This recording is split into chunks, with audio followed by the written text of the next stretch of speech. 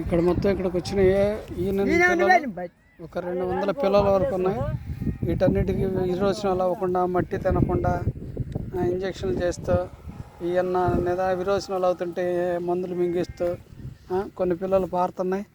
చాలా దూరం నుంచి తీసుకొచ్చారు కాబట్టి ఇవన్నీ కూడా సమయానికి నీళ్లు, మేత, పాలు ఇవన్నీ అందాలి.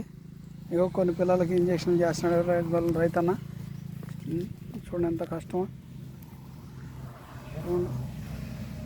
ఎంత కష్టం చూడు. రైతన్న ఇంజక్షన్ చేస్తా ఉన్నాడు పెద్ద ఆయన. బండ పెట్టుకొని మోషన్స్ అవుతున్నాటికి, మోషన్స్ అవుతుంటే వీటికి ఇంజక్షన్లు చేసుకొని పిల్ల జీవం పోకుండా జాగ్రత్తగా చూసుకొని చేస్తూ ఉంటారు. అదే పారుతుందని ఇంజక్షన్ చేశారు.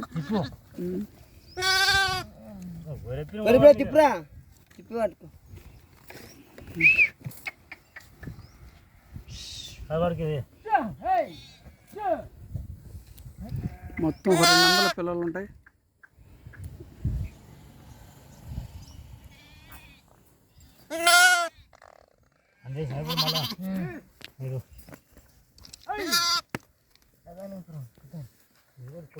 పొద్దున్నే పాలు పట్టించిన తర్వాత పిల్లలన్నింటినీ ఇట్లా ఎడంగా ఉంచి నీళ్ళలో పెట్టి మళ్ళీ సాయంత్రం 7, 6:30, 7 వచ్చిన తర్వాత మళ్ళీ ఫుల్గా కడుపు నిండా పాలు పడతారు.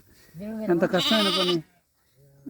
అదే ఫారాల్లో పెంచితే వీటన్నిటికి కూడా ఒక అవగాహన ఉంటుంది. వీళ్ళందరికీ ట్రైనింగ్ ఇచ్చినా కానీ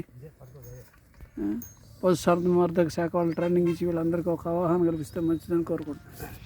ఈ ఛానల్ని ఇస్తే సబ్స్క్రైబ్ చేయండి. Thank you.